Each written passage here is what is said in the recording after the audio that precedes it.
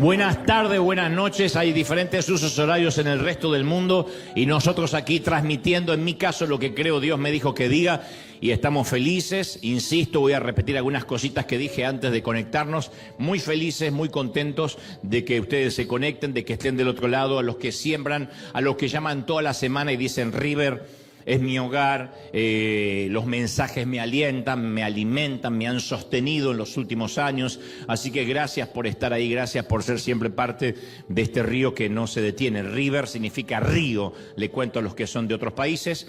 No tiene que ver con un equipo de fútbol, tiene que ver con un río que no se detiene. Porque River es un equipo de fútbol en Buenos Aires, en Argentina.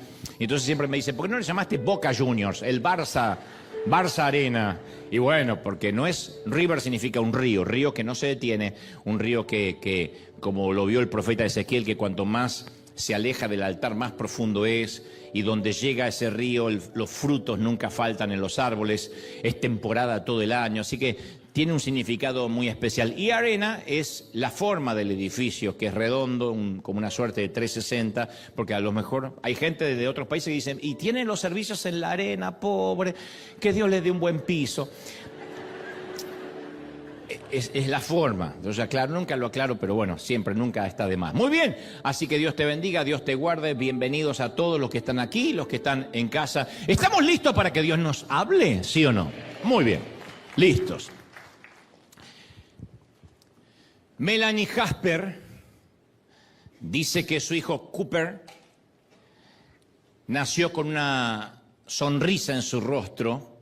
Toda mamá dice lo mismo, pero ella dice los hoyuelos nunca se borraron de sus mejillas. Eso dice Melanie cuando se refiere a su pequeño hijito Cooper. Y este chiquito se ganaba el corazón de todos a quien él llegaba a conocer, a sus hermanos, sus hermanas que lo amaban con locura, sus padres, sus abuelos, sus amigos, sus maestros. Le gustaba reír, le gustaba expresar amor, muy expresivo, por cierto.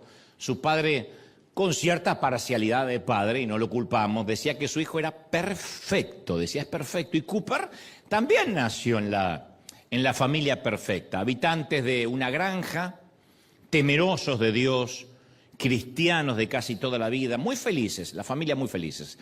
El 17 de julio del 2009, mientras Melanie, la mamá, iba al pueblo a la despensa a hacerse de unas compras, el papá y su hijito, Cooper, de 5 años, salieron a dar una vuelta con el cochecito playero, esos autitos que andan por la playa, como siempre solían hacerlo, lo habían hecho decenas de veces, y en ese mismo cochecito bajando a gran velocidad por el camino de tierra, a veces por los caminos de arena. El niño le pidió a su papá que fuera más rápido, justo unos segundos antes de que el vehículo volcara accidentalmente. El cochecito dio una vuelta en círculo, se volcó dando un montón de tumbos, y a pesar de que llevaban cinturón de seguridad, que los anglos son muy cuidadosos con esto, y que el vehículo tenía barras antivuelco, Cooper sufrió lesiones fatales, quedó inconsciente en el momento del último vuelco, y las horas siguientes fueron la peor pesadilla. Un llamado al 911, ambulancia, traslado a emergencias, y horas después Cooper moría en brazos de su papá. Y sus papás se encontraron haciendo lo que nunca pensaron que algún día tendrían que hacer, seleccionando un ataúd, planeando un funeral, imaginándose la vida sin su único hijito varón. Y luego cayeron en lo que ellos llaman un aletargamiento mental y emocional, ¿no? Cada mañana al despertar cuentan que lloraban desconsoladamente, más cuando es un accidente como estos, que es, todos los accidentes son caprichosos e injustos, pero más con algo así, ¿no es cierto?, que tenía que ver con salir a la playa a jugar como todos los días. Dicen ellos que después de reunir suficiente valor como para salir de la cama cada mañana, aguantaban el transcurso del día. Querían que el día pasara rápido hasta que volvían a la cama, papá y mamá. Y en la intimidad en su cuarto volvían a abrazarse, a llorar sin consuelo, hasta que exhaustos de dolor se dormían. Melanie, su mamá, describe cómo muchas veces se encontraba sirviendo el sexto plato a Cooper antes de recordar que ya se había ido, que no iba a estar en la cena. Y había un millón de pequeñas cosas así. Esperar verlo entrar por la puerta, buscar su cabellera rubia en el espejo retrovisor y luego recordar que no estaba, con un dolor que era ya inherente, ya era orgánico al respirar, un dolor insoportable. Con el correr de los años, sus papás fundaron un ministerio cristiano de consuelo, un ministerio de esperanza, dan conferencias por todo el mundo a otras familias que atraviesan tragedias similares y brindan herramientas de sanación espiritual a padres que han perdido hijos. También han escrito este libro que veíamos recién hace un momento en imágenes. Su papá suele decir: hemos escrito este libro, pero no hay un libro en este mundo que pueda prepararte para cuando un hijo de 5 años muere en tus brazos. Y ahora sabemos lo que significa tocar fondo. Tocar fondo. Yo creo que a veces subestimamos esa frase, tocar fondo, ¿no? La verdad es que la mayoría de nosotros pasamos buena parte de nuestra vida a media altura. No somos siempre felices, ni tampoco estamos tocando fondo a menudo. Ocasionalmente alcanzamos la cumbre, cuando nos enamoramos, cuando recibimos un ascenso, cuando nace un hijo. Pero la mayoría de nosotros vivimos a medio nivel. Pero en algunas ocasiones nuestro mundo también toca fondo. El mercado inmobiliario se desploma, lo que compramos ya no tiene valor, los resultados del examen de laboratorio nos dan positivo, el médico quiere hablar personalmente con nosotros, los cochecitos se vuelcan y antes que nos demos cuenta estamos tocando fondo, no lo contamos nunca en la vida. Nadie se prepara, ni se alista, ni estudia para tocar fondo. Y pocos de nosotros tendremos alguna vez, espero, el infortunio, la tragedia que no tiene nombre, de sepultar a un niño, pero todos hemos tocado fondo de alguna u otra manera. Yo recordaba también otra historia, que después de medio siglo de matrimonio, la esposa de un buen amigo mío de Argentina empezó a perder la memoria. Ya no se acordaba a veces de vestirse, no se acordaba de peinarse, y al punto que primero él recurrió a una enfermera en planta, a tenerla ahí en la casa para que la cuide, porque él tenía que trabajar, y más tarde tuvo que recurrir, por sugerencia médica, a internarla, ¿no? Tenían la esperanza de envejecer juntos, y así fue. Están envejeciendo juntos, solo que uno de ellos sabe qué día de la semana es hoy y recuerda su nombre, y hoy él la visita 2 o 3 veces a la semana, muy diferente a la vida que tenían planificado. Y él suele decir, bueno, a veces en la pareja uno toca fondo. Conozco la historia de otro matrimonio cristiano, de su hijita. Tienen una hijita de 7 años que tuvo que ser sometida a 6 operaciones y hospitalizada durante 6 meses debido a una enfermedad del páncreas. Y la mamá escribió en su blog: tantos viajes al hospital con mi hija me dejaron exhausta, pero yo seguí confiando. Y aunque no entendía necesariamente la aflicción ni las pruebas, yo confié que había un plan de Dios. Y en un momento yo hice un pacto con Dios, confiesa. Yo voy a soportar las pruebas que vengan. Si hay más operaciones de la niña, ok, las voy a afrontar, siempre y cuando Dios reconozca mi punto de quiebre. Dios sabe cuál es mi límite. Y yo sabía en mi corazón, dice esta mamá en su blog, que Dios nunca va a cruzar ese límite. Pero a veces, con cada nueva operación, con cada nueva intervención de mi niña, siento que mi límite es traspasado, es corrido unos centímetros. Y la única conclusión a la que hoy puedo llegar fue que tengo que hasta renunciar a ese límite. Tengo que renunciar a mi punto de quiebre. Tengo que confiar mi vida entera al control de Dios. Él sabe. Entonces, cuando nos enteramos de historias así, te conté apenas 3 aquí en la congregación, y mirándonos por streaming debe haber miles de historias tristes. Pero cuando uno atraviesa estas situaciones nos preguntamos, ¿Dios es bueno cuando el resultado de nuestra vida no es tan bueno? Esta es una pregunta que yo la he hecho en varios de los mensajes. Porque a veces el cáncer desaparece, la metástasis retrocede y decimos, uy, es que Dios es muy bueno. Nos aumentan el salario y decimos, uy, Dios es muy bueno. Gana nuestro equipo y decimos, Dios es bueno. Como si Dios tuviera ciertas camisetas o perteneciera a cierto país. Pero yo pregunto, ¿decimos lo mismo? Dios es bueno cuando las circunstancias son difíciles, álgidas, escabrosas. ¿Decimos Dios es bueno en la sala de maternidad? Sí. ¿Pero en el panteón, en el cementerio? ¿Decimos Dios es bueno en la fila del supermercado cuando llenamos el carrito de mercadería? Y posiblemente. ¿Y cuando la fila es para conseguir empleo, para aplicar? ¿Dios es bueno en días de recesión como en días de provisión? ¿Dios siempre es bueno o a veces es bueno? ¿Es siempre soberano o de vez en cuando es soberano? ¿Está siempre en el trono o de tanto en tanto se baja de ahí? Y como esta última mamá, yo creo que la mayoría de nosotros creemos tener firmado un acuerdo contractual con Dios, un contrato con Dios. Decimos, yo hice un pacto con Dios, pero que nosotros lo hayamos hecho no significa que Dios lo haya aceptado, o que lo hayamos propuesto no significa que Dios lo haya firmado. A veces decimos, yo hice un pacto con Dios. Y decimos cosas como, yo prometí ser un buen cristiano, prometí servirlo siempre, pero Él tiene que cuidar mis hijos. Prometo servirle, pero Él prometió que mi hijo nunca se va a meter en drogas, o va a sanar a mi esposa, o va a cuidar mi empleo. Son cosas que unilateralmente oramos. Y Dios necesariamente no nos dijo, ok, ese será nuestro pacto. Entonces hay un momento que Dios parece que pasa, como decía esta mamá, nuestro punto de quiebre, lo que podemos resistir. Y nos preguntamos, ¿Dios estará enojado conmigo?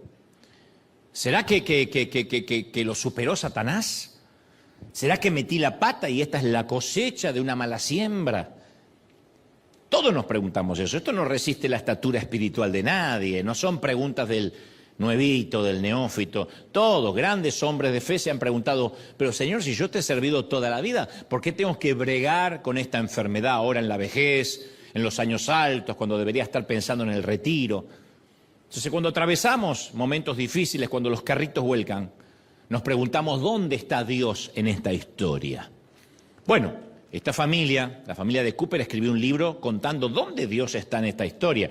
No voy a hacer un resumen ahora del libro, pero por cierto, Dios siempre está. Lo que pasa es que uno a priori se pregunta, ¿y dónde? ¿De qué manera? ¿Tienen algún propósito estas angustias? Uno, si entendiera el propósito, se calmaría. Bueno, ¿qué busca Dios con esto? Si es que Dios está buscando algo. Yo sé lo que es sentirse ansioso con un resultado del análisis médico. Nos da pánico esa sensación extraña de que nos sentimos distintos físicamente, ese dolor en el pecho, ese bulto que está donde no debería estar. Lo cierto es que vive lo suficiente y vas a saber que la muerte hace su trabajo en cómodas cuotas. La erosión de los dientes, la inflexibilidad de las extremidades, el entorpecimiento de los sentidos, la vista debilitada. No estamos exentos al cáncer, a la cardiopatía, a las enfermedades respiratorias, al derrame cerebral, al Alzheimer, diabetes, nefropatía, neumonía. La enfermedad viene e interrumpe los patrones de vida. Es como que nos hace añicos la agenda. Alguien que está acá, que ha tenido que estar semanas en un hospital, ya sea en la cama de hierro o cuidando al que está internado, sabe cómo la agenda cambia completamente cuando la enfermedad interrumpe. Nos envía a instalaciones médicas costosísimas donde colocamos nuestro destino en manos de extraños que jamás vimos antes y que no tenemos idea de cómo vamos a pagar. Pero solamente a través de esos momentos es que a veces llegamos a ser lo que Dios quiere que seamos. Ahora, yo no te puedo mentir. Habrá ocasiones en las que Dios, o sentiremos que Dios cruza nuestro punto de quiebre. Ocasiones donde decimos, no, es que yo no voy a poder resistir eso. Cruza Dios nuestra línea de resistencia. Hay un dicho muy popular que dice, Dios no nos dará más carga de la que podemos soportar. Y muchos decimos, Dios no me va a dar más carga de la que yo resista. Pero eso es un dicho folclórico, no está en la Biblia. Es una mala interpretación de 1 Corintios 10:13 que dice Dios no nos dará mayor tentación de la que podamos soportar. El simple cambio de la palabra, tentación por carga, cambia diametralmente la teología. No nos dará mayor tentación de la que, no nos va a permitir tentación de la que podamos soportar, pero no habla de carga. Porque hay cargas que son difíciles de soportar. No creo que haya una mamá o un papá que diga, yo sí, podría sobrellevar la carga de un hijo muerto. No hay. No existe. A menos que tenga un problema de debilidad mental, ningún papá, ninguna mamá diría, esa es una carga que sí yo podría sobrellevar, por ejemplo. Por eso en algún momento en nuestras vidas vamos a tener que decidir. O confiamos en Dios, le damos el control a Dios y confiamos, o nos alejamos enojados de Él. No hay un punto medio cuando el dolor irrumpe. Entonces, a riesgo de repetir algunos principios que ya he expuesto en otros mensajes, yo voy a tratar de contestar algunas preguntas difíciles, al menos 7. Voy a ir rápido, porque siempre están estas preguntas. Si Dios es bueno, ¿por qué permite? Si Dios es bueno, ¿por qué ocurre esta enfermedad? ¿Por qué hay accidentes? ¿Por qué hay terremoto? Bueno, en primer lugar, tenemos que dejar en claro que la calamidad, las tragedias, no son una idea de Dios. Eso no estaba en la idea original edénica, en el huerto. Y hay gente que no piensa en Dios durante años, nunca se acuerda de Dios, y menos si le va bien, y menos si tiene crédito, y menos si se está comprando la casa o el auto soñado. Pero de repente, cuando viene el sufrimiento, ahí se acuerdan de Dios, arremeten contra Dios, llenos de odio y de preguntas. Los momentos en que las iglesias en los Estados Unidos de América se repletaron fue después del el fatídico 9/11, del atentado a las torres. La gente corrió a las iglesias. Antes de eso, Dios era algo totalmente relativo, un tipo bueno. Pero cuando las tragedias golpean, la gente recurre a Dios con muchas preguntas. No se acuerdan de Dios cuando las cosas van bien. Las cosas se dan vuelta, cuando el dolor llega, claro, las dudas llegan también como un acto reflejo, porque el sufrimiento nos lleva a cuestionar nuestras creencias más básicas. Cuando uno está en un hospital, uno dice, ¿y para qué yo sirvo a Dios? Es una pregunta, no digo noble, pero loable. Todos nos lo hemos preguntado. Mi mamá fue internada, mi mamá, una señora ya grande, fue internada un par de veces, 3 o 4 veces, más que un par, por infartos, por problemas en el corazón. Y yo le decía, Señor, yo te estoy sirviendo, como si el servir a Dios hiciera que mi mamá fuera eterna, o que no pudiera nunca enfermarse, porque el hijo sirve al Señor. Pero yo decía, me encontraba orando diciendo, Señor, no entiendo. Yo tengo que tener mi mente en predicar y estoy acá semanas esperando el parte médico de mamá. Entonces uno tiende a preguntarse, si existe Dios, ¿cómo permite una cosa tan espantosa? Y cuando golpea, no podemos dejar de preguntarnos qué es lo que Dios está tratando de decirnos. A veces mediante una simple faringitis de nuestro niño o una muerte repentina de un padre. Señor, ¿qué me quieres decir? ¿Habrá un mensaje encriptado, específico para nosotros que no estoy discerniendo? Eso es lo primero. En segundo lugar, yo quiero que veamos cómo lidió Jesús con la pregunta, ¿quién es el responsable del dolor? Yo contesto en alguna ocasión, pero siempre viene bien. Hoy le decía a unos muchachos, uno cree que esto ya lo predicó y la gente vuelve a sufrir y se hace las mismas preguntas y se olvida de aquel mensaje. Le dicen al Señor, ¿cuál es la causa del dolor? A Jesús cuando estaba en la tierra. Y en Lucas 13 le preguntan acerca de 2 noticias de actualidad que habían despertado la discusión local, un debate local. Uno fue sobre un hecho de opresión en el cual los soldados romanos asesinaron a miembros de una minoría religiosa. Es como comparable hoy, salvando la distancia, cuando hay una redada y migratoria y desmembran una familia y sacan a los chiquitos, ¿ve? Esas imágenes que son espantosas. Y uno dice, ¿por qué? ¿Por qué Dios lo permite si esa familia hasta era cristiana? En este caso peor, en los tiempos de Jesús el imperio había asesinado a cristianos. La otra pregunta se debía a un accidente que mató 18 personas, una torre que se cayó. Y aquellos judíos le preguntaron a Jesús acerca de esos incidentes o tragedias que no hacían sentido. diciendo, Señor, ¿por qué pasó eso? Lo de la torre y lo del asesinato. Y la respuesta que Jesús relata en Lucas 13 fue brillante. No le respondió nunca a la causa de las tragedias, pero le dejó claro que no era un castigo específico. Les dijo, ¿ustedes piensan que estos galileos que sufrieron así eran más pecadores que todos los demás, que los que no se murieron? No, dice el Señor. ¿Piensan que esos 18 que fueron aplastados por la torre de Siloé que se cayó eran más culpables que ustedes o que los demás habitantes de Jerusalén que no fueron aplastados? Les digo que no, dijo Jesús. Entonces no es necesario preguntarse qué ocasionó la calamidad. Les dijo claramente que las víctimas no hicieron nada inusual, que les hicieran merecer ese destino. Es como cuando uno se pregunta, ¿por qué en las torres ese día, en las torres gemelas, algunos fueron a trabajar y ese día otros llegaron tarde y se salvaron de la tragedia? Uno parecería que el que se salvó, Dios lo cuidó y al otro Dios no lo cuidó. Esto es similar a lo que le preguntan a Jesús. ¿Por qué murieron 18? Porque cayó una torre y los aplastó. Y Jesús le dijo, es igual al resto de las personas. Él no lo dijo, pero quizá la torre se cayó porque estaba mal construida. O por un error de arquitectura. O porque hubo un acto de cohecho, alguna mordida ahí de alguien que dijo más y pasó la inspección. Jesús utilizó ambas tragedias para señalar verdades eternas, que a menos que se arrepientan, todos morirán igualmente. Ahora, mañana, en una tragedia de viejitos a los 90 y pico de años, o mañana en el freeway. Les dice que nosotros, los espectadores de cualquier catástrofe, tenemos que aprender del hecho como las víctimas. Que una tragedia debería alertarnos para que estemos preparados en caso que nosotros seamos las próximas víctimas de un terremoto, de un incendio, de un accidente de tránsito, de un infarto. Uno tiene que vivir como que Cristo murió ayer, resucitó hoy y viene por nosotros mañana. Siempre uno tiene que estar listo por lo que pueda pasar. ¿Sí? O sea, no se nos tiene que caer un piano en la cabeza. Puede aparecer un nuevo virus. Otro chino se come otro murciélago y antes que haga la digestión estamos con un nuevo virus. Y nos podemos morir todos de un momento a otro. Entonces no hace falta necesariamente estar en una zona de guerra.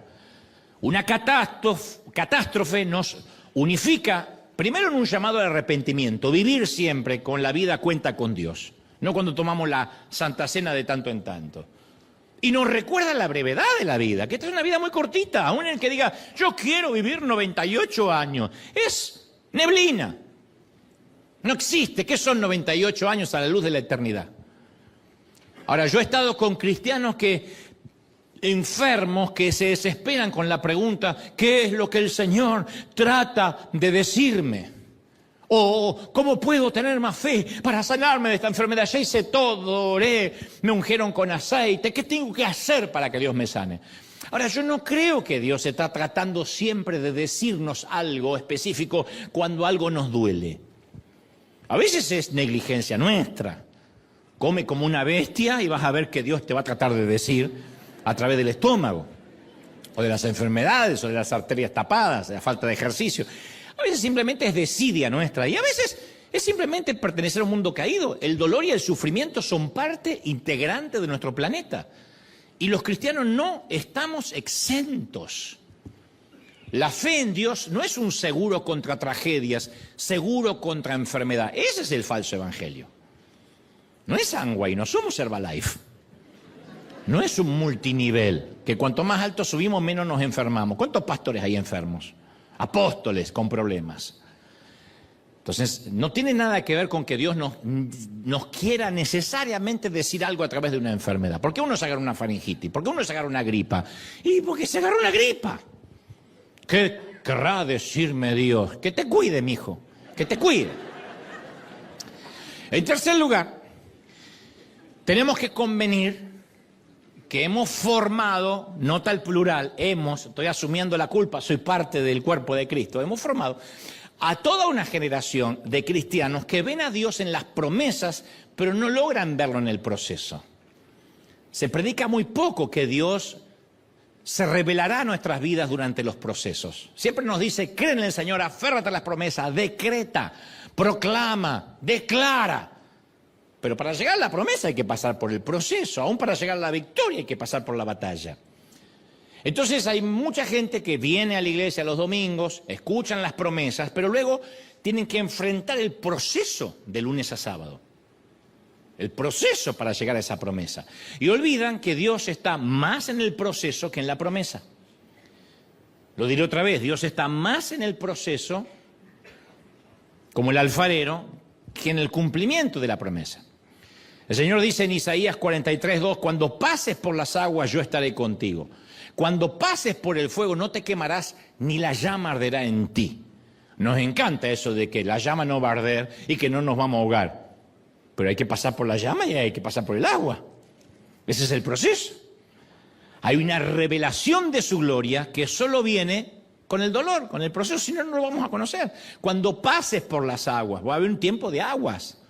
Cuando pases por el fuego, va a haber un tiempo de fuego. Si queremos ver a Cristo caminar con nosotros en el horno de fuego, vamos a tener una temporada de horno de fuego. Él dice que es nuestro pronto auxilio en la tribulación. Ahora, si uno quiere evitar la tribulación, lo estamos evitando a Él, al pronto auxilio. Tiene que haber tribulación para que Él sea nuestro pronto auxilio. Hace un ratito cantamos Jehová Shire, Jehová Shalom, y hay una cualidad de Dios que Jehová llama. Significa Dios se revela en el problema. Yo estoy, dice una traducción, dentro de tu problema. Yo fui criado, lo digo siempre, en una congregación en la que se creía que si un cristiano atravesaba una enfermedad, una crisis financiera o un problema con los hijos, significaba que había algún pecado oculto que debía confesar. Debe haber gente acá que se congregó en una iglesia así. Entonces decía, me están haciendo las cosas mal. Revise la vida. Que él, o nos han dicho, seguro le abriste las puertas al diablo. No sé, vino mi suegra, pero no sé si eso cuenta. Pero que le abrí las puertas al diablo. El famoso y popular algo habrán hecho. Mensaje que te recomiendo que está en nuestro sitio web. Algo habrán hecho. Y algo habrás hecho. Ahora, yo he conocido pastores que predicaban eso. Si te va mal financieramente, si tienes problemas con los hijos, hay un pecado oculto. Hasta que ellos mismos se infartaron. O terminaron internados o depresivos. O sus propios hijos se divorciaron. O un hijo embarazó a una muchacha de soltera y no lo pudieron explicar porque decían que todo eso necesariamente era porque le habían abierto una puerta al diablo, que el hijo estaba en rebeldía. No, el hijo puede tener educación, los podemos formar, pero en un momento va a tomar sus decisiones equívocas o no, con sus consecuencias. Eso no significa que, mirá, no sabe manejar su familia, no necesariamente así. Estamos todos en un planeta caído, hacemos lo que creemos que está bien, pero después no significa que uno es culpable intelectual de hasta lo que hagan nuestros nietos. O como suelo contar, cierto día a mi padre, una vez salimos, yo era chiquito, chocó el auto en una esquina y mi madre, en lugar de ayudar a mi papá, le decía, viste viejo, por salir sin oración, porque no oramos antes de salir. Mi papá dijo, y casi la horca. Como que Dios nos hizo colisionar porque nos olvidamos de orar. O aquello que dice, ¿sabes por qué la comida me cayó mal? Porque no oramos para el almuerzo. Ahí es cuando Jesús pasa de ser Dios a ser un amuleto de la suerte. Es más, a causa de Jesús es ridículo que alguien predique, debes estar sufriendo a causa de algún pecado. Porque Jesús no pecó y sin embargo sintió dolor. Entonces Dios nunca nos prometió que los tornados iban a dejar en pie a nuestra casa y no a la de los vecinos paganos. Que el terremoto va a pasar y se va a llevar al chino de enfrente menos tu casa. Pero Señor, que se lo lleve porque maneja mal. ¡No! Nunca Dios nos prometió que los microbios de los virus iban a abandonar los cuerpos cristianos. Me cansé de responder esas preguntas en el 2020. No entiendo cómo mi pastor, que es un hombre de Dios, tiene COVID y está entubado. Entonces tampoco entendemos por qué Pablo estaba preso, por qué los apóstoles fueron serruchados, aserrados, decapitados a causa de Cristo. Algo nos pasó de creer que el evangelio era un multinivel. No estamos excluidos de las tragedias del mundo. Ahora bien, ¿por qué nos pasa lo que nos pasa? Ni siquiera es bíblico que nos torturemos. Es peligroso, de hecho, que nos torturemos tratando de encontrar el mensaje de Dios en nuestro dolor. No siempre hay un mensaje de Dios. Que Dios lo va a usar, que ese proceso lo va a usar para enseñarnos cosas, sí, pero no necesariamente hay un mensaje detrás de que nuestra empresa cerró y nos despidieron. Cerró porque estamos en un mundo caído, porque la economía está mal y porque casualmente trabajamos en esa empresa. El mensaje podría ser sencillamente porque vivimos un mundo con leyes establecidas como todos los demás. Y esto amerita una pequeña aclaración muy importante. Escríbelo en las tablas del corazón, átalo del cuello, que es importantísimo. En el ámbito cristiano hemos creído en dos grandes errores, siempre. Ambos están en las antípodas, son antagónicos, pero ambos son nocivos. Creencias tóxicas. El primer error es que cuando atribuimos el sufrimiento a Dios, considerándolo como un castigo. Si aceptamos que todo el sufrimiento proviene de Dios como una lección, como hace el Islam, tendríamos que vivir resignados. El polio, el HIV, la malaria, la peste bubónica, el cáncer, la fiebre amarilla, la suegra. A ver, ¿por qué vamos a luchar contra ellos si son agentes que Dios nos envía para darnos una lección? El famoso karma. Es karma, es la ley de Murphy. Algo que puede salir mal, va a salir mal. Si eso es una lección de Dios, ¿para qué vacunarnos? ¿Para qué molestarnos en ir al médico a hacernos un chequeo anual? Ahorrémonos la colonoscopía.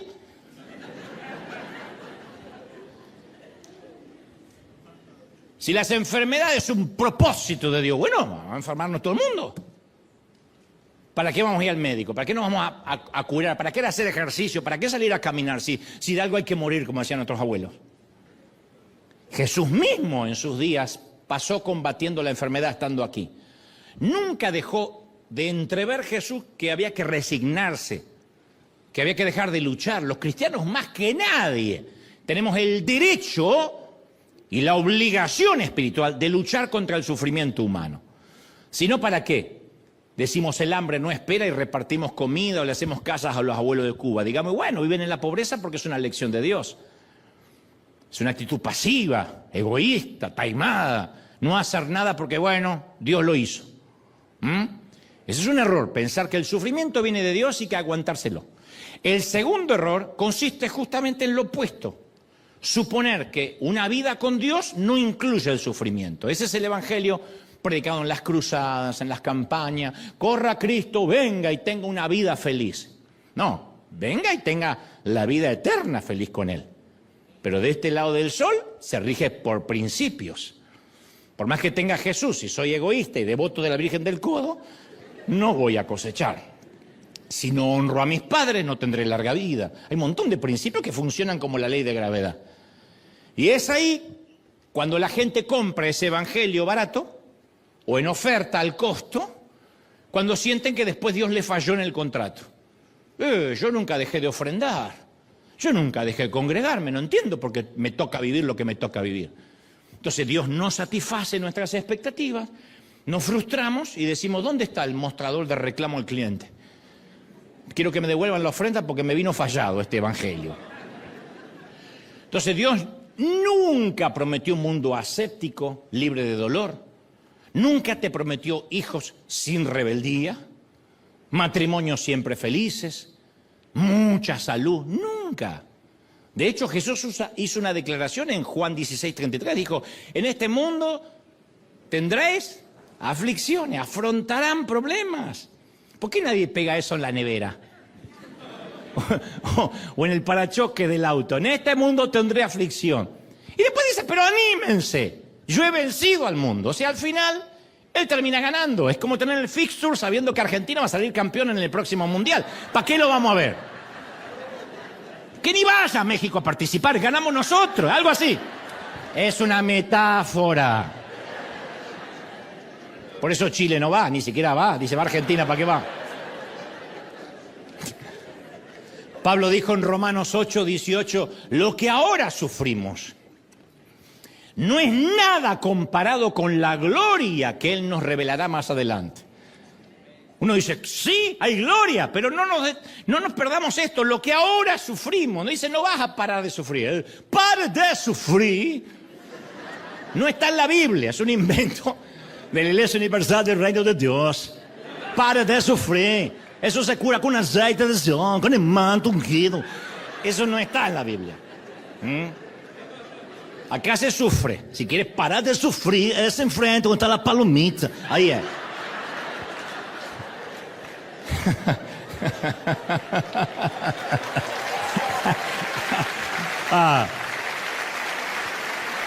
Ahora, yo no voy a decir nada que trivialice el dolor. Por eso empecé con un ejemplo bien álgido de este chiquito. Porque no quiero subestimar el dolor. Porque molesta mucho cuando alguien desde acá dice, deja de sufrir, el sufrimiento es parte de Dios, lo tienes que aguantar, duele mucho. Por eso elegí quizá el peor de los ejemplos, perder un chiquito. Pablo afirma, no quiero trivializar el dolor, pero Pablo afirma, le dice a los filipenses en el capítulo 3, versículo 21, le dice, Cristo tomará nuestro débil cuerpo mortal y lo va a transformar en un cuerpo glorioso, igual al de Él.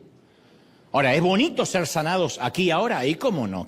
¿A quién le gusta no tener salud? Pero si no es así, Pablo dice que seremos sanados después. Si el cielo es lo que nos espera, ¿de qué nos podemos quejar? Tenemos un gran médico que resucitó de los muertos a su propio hijo. ¿Pudo haber evitado la muerte, el sufrimiento? Sí. Pero lo bueno es que cuando vemos la historia dejó una tumba vacía. Entonces, si es aquí ahora, fenómeno. Si no es aquí ahora, va a ser después. Es una falacia que alguien te diga, tu papá murió enfermo. No, no murió enfermo, ya está sano. Está en el cielo, completamente sano, sin cáncer, sin metástasis. La sanidad no ocurrió acá, ocurrió allá. Pero el grave problema, insisto, que algunos percibimos que la escasez, el dolor, son señales de la desaprobación de Dios. Y lo mismo pasa con la sanidad. Le damos mérito a los que son sanados milagrosamente acá. Y lo mostramos en la tele y decimos que la sanidad está disponible para todos y tan solo la reclama en fe. Por eso se llenan las cruzadas de santidad, de sanidad. Pero de ninguna manera yo pretendo subestimar la sanidad divina, no la estoy subestimando.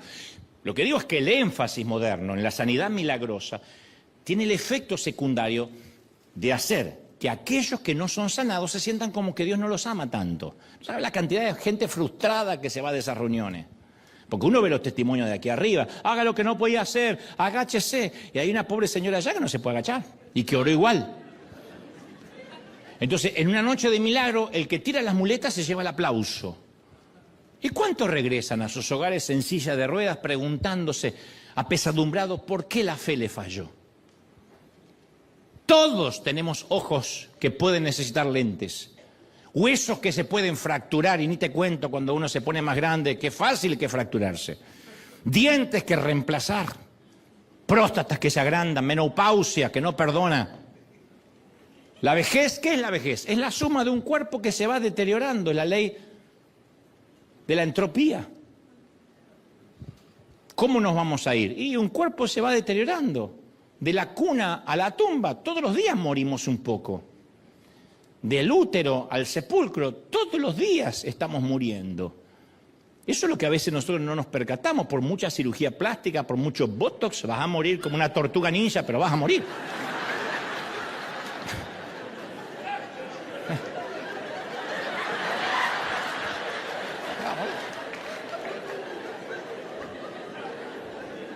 ¿Quién se operó y vivió eternamente? Nadie. Entonces los cristianos también nos enfermamos y también envejecemos. Compartimos plenamente el sufrimiento de este mundo y a diferencia de muchos cristianos, el apóstol Pablo no es que esperaba riqueza, bienestar en esta vida. Lo dijo en Timoteo 3:2, dice, asimismo serán perseguidos y afligidos todos los que quieran llevar una vida piadosa en Cristo Jesús. Lo que pasa es que esto es espantabotos.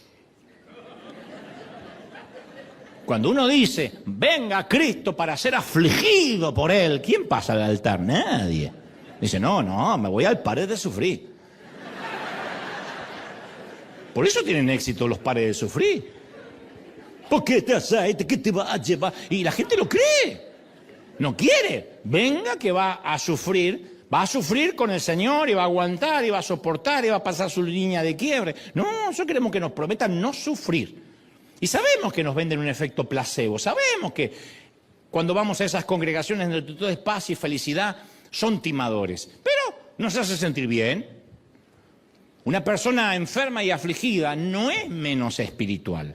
Si estás triste, no es menos espiritual. El Señor se entristeció un montón de veces. Si estás enfermo, no eres menos espiritual. Tienes salud más frágil, pero eso no determina el termómetro o el barómetro de la espiritualidad. Tampoco la fe cristiana nos equipa mágicamente con un traje blindado y libre de gérmenes. No. Porque eso a priori nos impediría identificarnos con el no. Si así todos los evangélicos somos tan criticadores del resto, imagínate si no nos enfermáramos. Dios dijo, no. Ese es un lujo que no le permití ni a mi propio hijo, dice Dios. El decir, no, yo soy aséptico.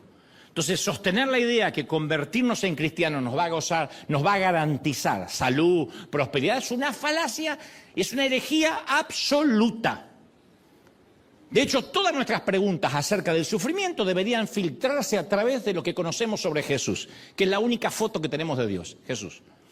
Ni una vez Jesús dijo, aguántate el dolor. Y mirando a un enfermo dijo, trágate tu aflicción. Cuando su amigo Lázaro murió, lloró. Presionó con sus dedos la piel lacerada del leproso. Sintió las lágrimas de la mujer pecadora que lloró. Inclinó su oído al clamor de los hambrientos. Detuvo lo que estaba haciendo para atender a una madre afligida. No retrocedió, no se aisló ante la presencia del dolor. Entonces Jesús no pasó por este mundo dentro de una burbuja, ni predicó en una isla desierta, aséptica, libre de dolor. Él tomó de su propia medicina y jugó con nuestras reglas. Jesús jugó con nuestras reglas. Cuando finalmente Jesús mismo enfrentó el sufrimiento y reaccionó como cualquiera de nosotros lo hubiese hecho. Trató de esquivar el dolor. 3 veces le preguntó a Dios si había otra manera. 3 veces. ¿Hay forma de que esta copa pase de mí? No es que dijo, sí, me encanta el dolor porque soy el Hijo de Dios. Como nosotros, no quería el dolor. Entonces, Él no nos dio palabras, teorías, doctrinas sobre el problema del dolor. Se dio a sí mismo. Entonces, el Señor entiende perfectamente tu dolor, mi dolor, nuestro dolor. Lo entiende a la perfección. ¿Estamos? El escritor a los Hebreos 4:15 dice, porque no tenemos un sumo sacerdote incapaz de compadecerse de nuestras debilidades, sino que ha sido tentado y probado en todo, de la misma manera que nosotros, en todo. Nuestras lágrimas se transforman en sus lágrimas. No estamos abandonados, no estamos solos. ¿Estamos de acuerdo en eso? No estamos solos. 4º lugar, muy rápido. Diré algo que va en contra de algunas de cosas que se enseñan por ahí, o predicadores más positivistas.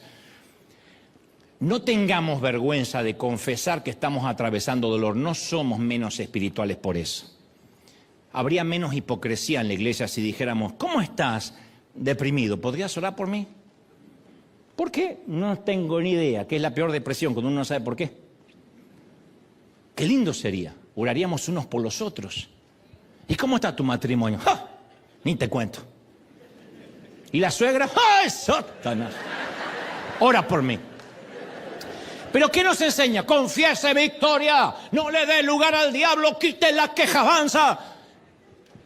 Pero cuando uno está sufriendo, es el mejor tiempo para oraciones sinceras. ¿Estamos enfadados con Dios? ¿Estamos en desacuerdo con su estrategia porque no la entendemos? ¿Enojados por sus decisiones? Hay que decírselo. Dios espera que se lo digamos. ¿Qué siente un papá cuando ve sufrir a un hijo, a un nenito, a una niña y decimos, ¿te duele? No, te hace, confieso que no. Es decir, no confía en mí. Dios no quiere que confesemos en fe lo que no estamos creyendo. Porque eso es proclamar con la boca, pero nuestro corazón no coincide, no es coincidental con lo que decimos. Y eso no sirve, eso es hipocresía, es mentira. Es mentira glorificada.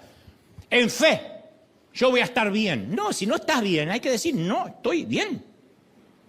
Jeremías se quejó ante Dios.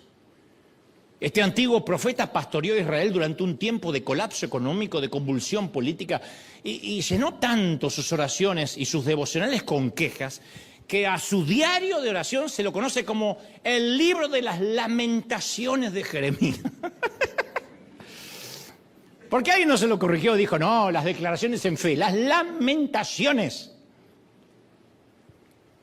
Escribe en el capítulo 3, versículo 2 del libro Lamentaciones, Dios me guió y me llevó en tinieblas, y contra mí se volvió y me revolvió su mano todo el día.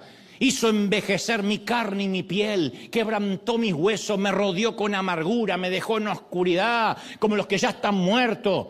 Me cercó por todos lados Dios, hizo pesadas mis cadenas. Esto está en la Biblia. Lo que pasa es que nadie lo lee para levantarse a la mañana y tener flow. Di voces, oré, y él cerró sus oídos. Eso es lo que sentía él. Jeremías impregnó 5 capítulos de esta clase de rabia. El contenido de su libro podría resumirse en una frase: esta vida apesta. La canción de él era llorar y llorar, llorar y llorar.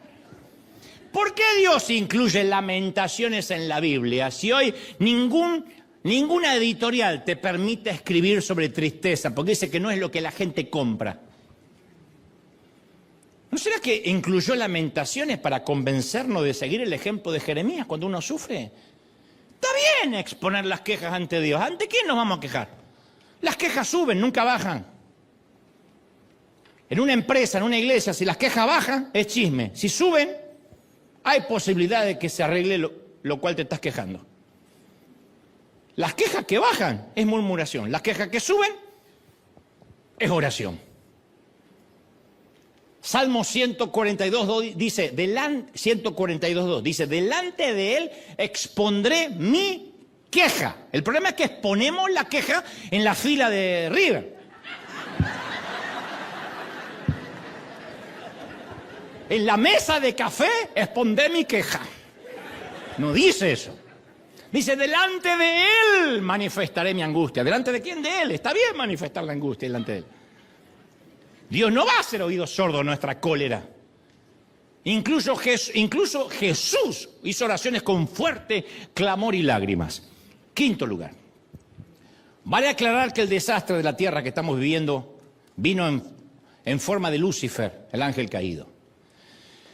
Y 1 de Pedro 5:8 dice que Satanás anda como león rugiente. Es verdad, Satanás puede poner a la gente en prisión como hizo con Pablo. Nos pueden perseguir y nos van a perseguir a los cristianos, mucho. La persecución quizás no va a ser literalmente de meternos en una cárcel, o quizás sí, pero va a ser una persecución ideológica muy fuerte. Nos prohibirán hablar de muchas cosas y nos cancelarán de las redes. ¿El diablo puede mandar pastores al exilio, como lo hizo con Juan? Sí. ¿Afligir a los amigos de Jesús con una enfermedad, como lo hizo con Lázaro? Desde luego. Pero sus estrategias siempre fracasan. En la cárcel, Pablo escribió varias de las mejores cartas. Juan el Desterrado vio el cielo y el Apocalipsis en una isla desierta, el libro de Revelaciones. La tumba de Lázaro se convirtió en un escenario del principal o el milagro, uno de los más grandes milagros de Jesús. Entonces, los intentos del maligno siempre terminan en bendición. Diré esto, lo que el enemigo tramó para mal, Dios lo usa como entrenamiento. Lo que el enemigo... ¿Sí? ¿Te vas a acordar de esto? Todos los días con el Señor son días de entrenamiento. Todos nosotros hemos visto alguna vez hacer un drama o una sátira, esas películas en donde un coronel se para ante una fila de reclutas el primer día con la idea de quebrarles el ego el primer día, para que ese día renuncien o sepan que están en el ejército. Bienvenidos al ejército de los Estados Unidos. Soy el maldito sargento Trueno. Y a partir de ahora mi pequeño grupo de gusanos caminarán como yo, hablarán como yo, estornudarán como yo y defecarán como yo. Sus mamis ya no están aquí para cuidarlos. Así que a partir de ahora harán lo que yo diga, porque seré el mismo Dios hablándoles. Y quiero que ahora miren al insecto que tienen a su izquierda. No, ustedes en la... Y ahora el gusano de la derecha. Porque al final de esta semana uno de ustedes no estará aquí y si tengo suerte desaparecerán los tres. Y luego se para a milímetros de la nariz de un cadete y le grita algo así como: ¿por qué me mira así, cadete? ¿Tengo un menú de hamburguesa tatuados en mi frente o mi cara le recuerda a su peluche favorito? He visto tallos de maíz con más físico que usted. Dígame su nombre y de dónde viene, pequeño mandril. Soy David Gutiérrez, señor. Vengo de Oklahoma. Oklahoma, ¿eh? Solo dos cosas vienen de Oklahoma, novillos e imbéciles, y a usted no le veo ningún cuerno. No soy ninguno de los dos, señor. ¡Hable fuerte, cadete, que no lo escucho! ¡No soy ninguno de los dos, señor! ¿Me está mintiendo, pedazo de malvavisco? Por hacerme enfadar va a correr alrededor de este campo hasta que sus pulmones salgan por las orejas. ¿Cuántas vueltas, señor? Hasta que me canse de mirarlo, Gutiérrez. Y para su información, tengo una resistencia visual de un águila con insomnio. ¡Ya, muévase!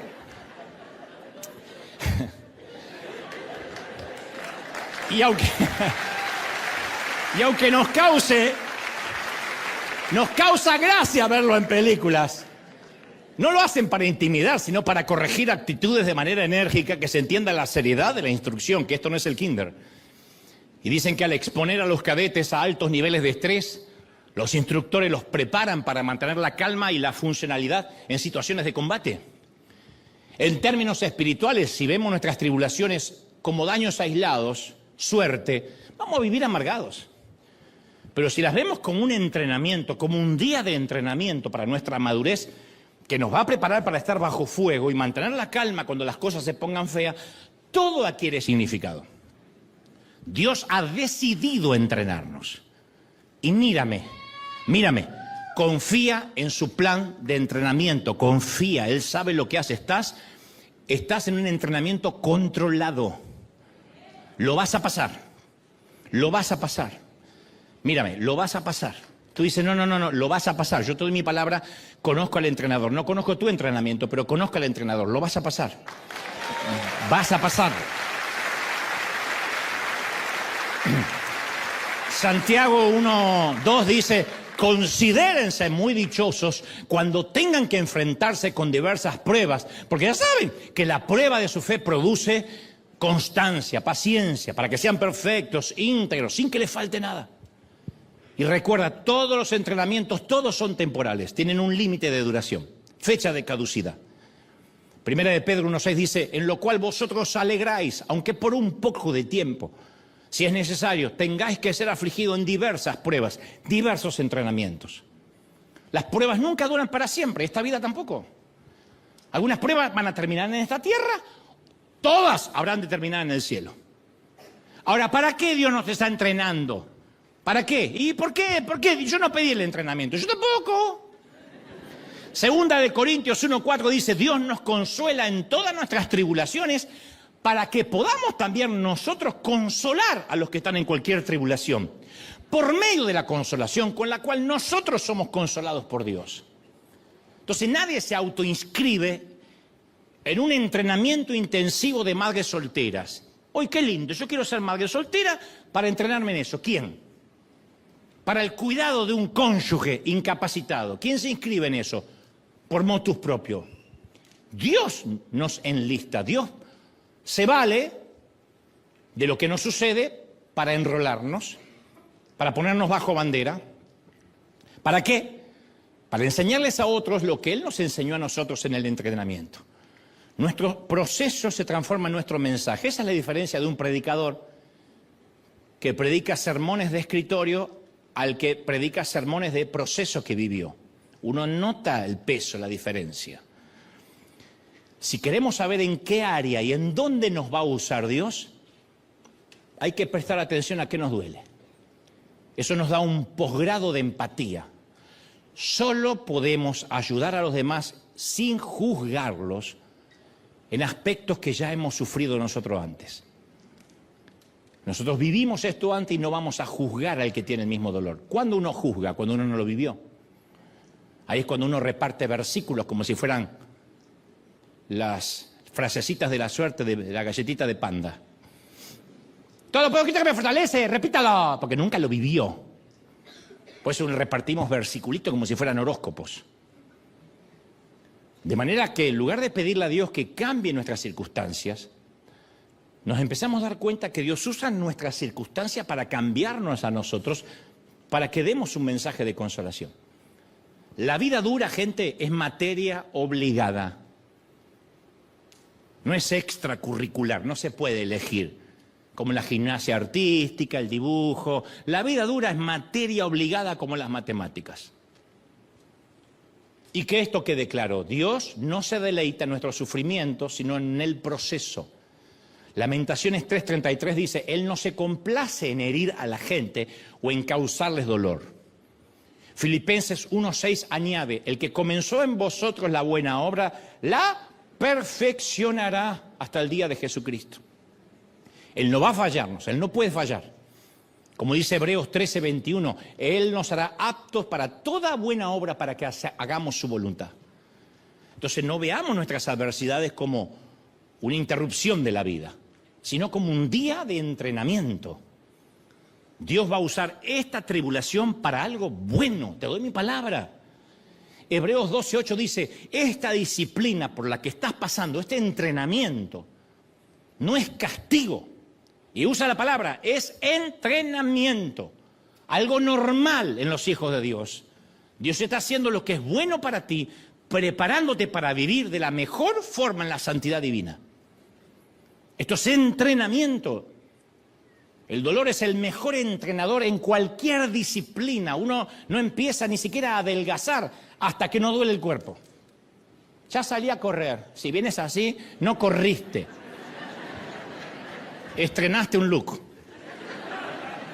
Dios utiliza el dolor para hacernos crecer. Porque es el dolor el que decimos, tengo que cambiar. La gente no va al médico hasta que no duele. ¿Quién va al dentista por motus propio? Tengo ganas de ir al dentista. ¿Te duele algo? No. ¿Para qué? Para prevenir. Hay gente loca así, pero la mayoría no.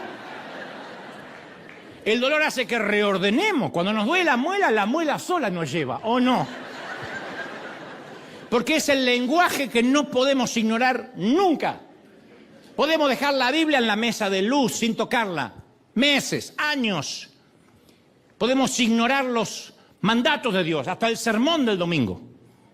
Pero al dolor no se lo puede ignorar. Es un lenguaje difícil de discernir. Últimos dos. Sexto lugar. El entrenamiento no es para ermitaños. Ahí están todos los cadetes, uno al lado del otro. Todos los enlistados de este ejército estamos viviendo el mismo entrenamiento, algunos más duros, otros menos duros, algunos tenemos un respiro, otros estamos corriendo alrededor del campo, hasta que los pulmones nos salgan por las orejas. Así que cuando estés pasando el entrenamiento, adhiérete como lapa a la nave de la iglesia de Dios. Dice Mateo 18:20, en donde 2 o 3 están congregados en mi nombre, estoy en medio de ellos. ¿Por qué un enfermo no iría al hospital? ¿Por qué un hambriento rechazaría una despensa de comida? Porque es una falacia pensar que cuando uno está bajo fuego, lo primero que hay que hacer es apartarse de la iglesia. No, no estoy bien para ir a la iglesia ahora. Por eso tienes que venir, porque no estás bien. Una vez le dije a mi mamá, mamá, no tengo ganas de ir a la iglesia. Me dice, es muy normal. ¿Puedo faltar? Dice, no, va sin ganas.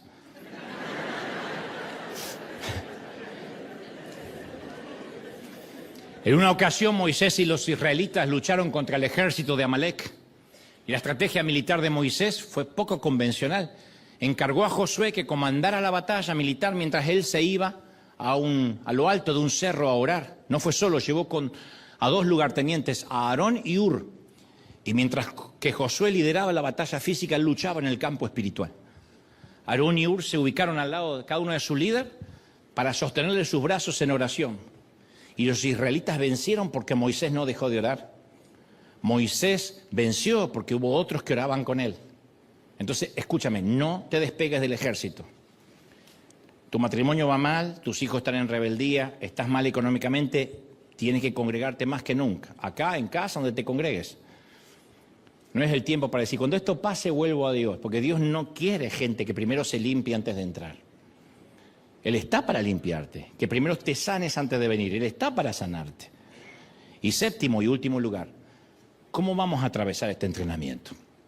Bueno, yo lo dije una vez, siendo más esponja que piedra. Pongamos una piedra en el océano y veamos qué pasa. Se moja por fuera, por dentro siempre está igual. Ahora pongamos una esponja en el océano y observemos el cambio. La esponja absorbe el agua, el océano penetra cada poro y altera la esencia de la esponja. Entonces tenemos que decidir en el entrenamiento ser piedra o esponja. ¿Nos endurecemos con Dios o nos entregamos y nos rendimos a Él? Es resistir o recibir. Resistir o recibir. Hay una tercera opción, ojalá hubiera un par de sufrir, no hay. Es resistir o recibir. Todo dentro nuestro en algún momento nos va a decir que endurezcamos el corazón a Dios, que huyamos de Dios, que resistamos a Dios, que culpemos a Dios, y eso nos endurece. Encima de la enfermedad, encima del problema, malhumorados. Los corazones endurecidos nunca sanan. Los corazones esponjas sí. Tenemos que abrir cada poro del alma a la presencia de Dios, y es vital que comprendamos que durante el entrenamiento estamos más cerca de Dios que nunca. Hebreos 13:5 dice, Dios, nunca te dejaré, jamás te abandonaré. Hay que aferrarnos a esa promesa como un paracaídas. Sofonía 3:17 dice, el Señor tu Dios está en medio de ti como guerrero victorioso. Se deleitará en ti con gozo, te renovará con su amor. Los días difíciles exigen decisiones de fe. El salmista declaró en el Salmo 56:3, cuando siento miedo, pongo en ti mi confianza. Y en el Salmo 42:5 añade, ¿por qué voy a inquietarme? ¿Por qué me voy a angustiar? En Dios pondré mi esperanza y lo esperaré. Entonces Dios siempre está cerca, nos sintamos felices o tristes, eufóricos o deprimidos, felices en la familia o infelices, sanos o enfermos. A veces necesitamos poner los sentimientos a un lado, especialmente nosotros los hispanos, y aferrarnos a nuestro carácter. De eso estamos hechos los líderes, no de lo que sentimos. Imagínate que yo viniera a predicar cuando sienta, o cuando estoy feliz de venir. ¿Qué soy, un superhéroe que vivo en un carro de fuego y ustedes en Uber? Porque algunos creen que pastores que venden eso, ¿no? Yo estoy en una vida de victoria. No, que los líderes tenemos que predicar y hablar de fe cuando no tenemos fe y cuando tenemos. Cuando estamos tristes, cuando estamos alegres, cuando estamos sanos, cuando estamos enfermos. Entonces, cuando todo a nuestro alrededor haga que nuestra alma desfallezca, Él es nuestra esperanza para mantenernos firmes. ¿Estamos de acuerdo, sí o no? Por cierto, cuando el papá del pequeño Cooper le contó a su hija mayor, a su nenita mayor sobre la muerte de su hermanito, la preparó diciéndole, dice el libro, necesito, mija, que te aferres a todo lo que sabes de Dios, porque tengo una noticia muy fuerte que darte. Necesito que te aferres a todo lo que conoces de Dios. ¡Qué consejo que vale oro! Tenemos que repetir en voz alta, mi Dios es soberano. Estas son las cosas que sabemos de Dios. En el hospital, en el panteón, Dios sabe cómo yo me llamo. Estoy pasando una crisis, pero Dios sigue respondiendo a mis oraciones, diciéndome espera, más adelante, pero responde. Las cosas están mal en el país, los corazones de los gobernantes ceden a su deseo. La muerte de Jesús todavía sigue salvando almas. El Espíritu de Dios habita en los santos. El cielo siempre está a la distancia de una buena oración sincera. La tumba sigue siendo una morada temporal para todos. Dios permanece fiel. A Él nada lo sorprende desprevenido, ni los gobiernos, ni los cambios climáticos, ni las guerras. Dios usa todo para su gloria y para mi supremo bien. Incluso tras la tragedia está su voluntad. La tristeza llega con la noche, mas la alegría vendrá por la mañana. Dios produce frutos en medio de mi aflicción. Eso es lo que sabemos de Dios en términos generales.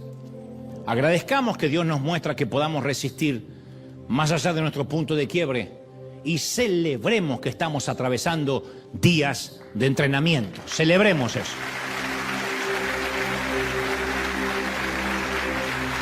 Un aplauso al Señor de señores, Rey de Reyes, bendito eres. Vamos, vamos, vamos, vamos, soldados, vamos. Coroneles, sargentos, cadetes, vamos, celebren al Rey, celebren al Rey, celebren al Rey, aleluya. Dios ha hablado esta mañana.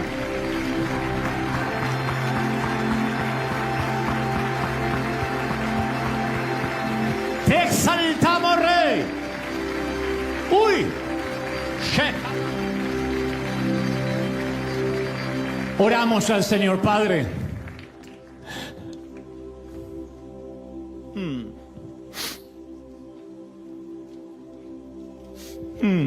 Hashima.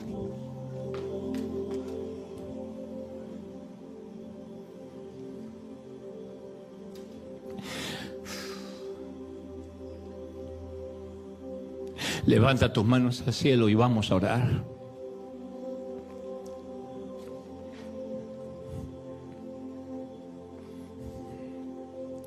Nos hemos tomado tan poco en serio cuando hemos dicho, Señor, úsame. Heme aquí y envíame a mí. Pensando que esto es una película de superagentes, donde Dios nos para ante una multitud y nos da glamour y fama y nos pagan por eso. Ay, la gente ve siempre nuestro Canaán, pero nunca nuestro desierto. Lo que hay que pasar, lo que hay que sufrir. Si hablara de tus soledades, si tan solo contaras acerca de esas lágrimas amargas cuando decías, Señor, no entiendo, no entiendo. ¿Y la respuesta de Dios cuál era? Vamos, alégrate con que mi gracia está contigo. Señor, cámbiame, cambia mi circunstancia. Dios dice, un poco más. Vamos, sé de lo que estás hecho. Sé de qué estás hecha.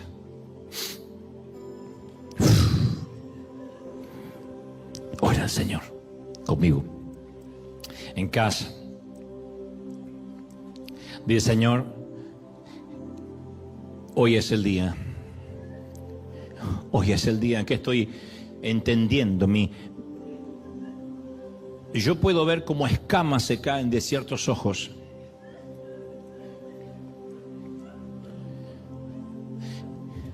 Te estoy entrenando, dice Dios. Te estoy sosteniendo. Tu matrimonio es un ambiente controlado. Dios está ahí. Tus hijos rebeldes son un ambiente controlado.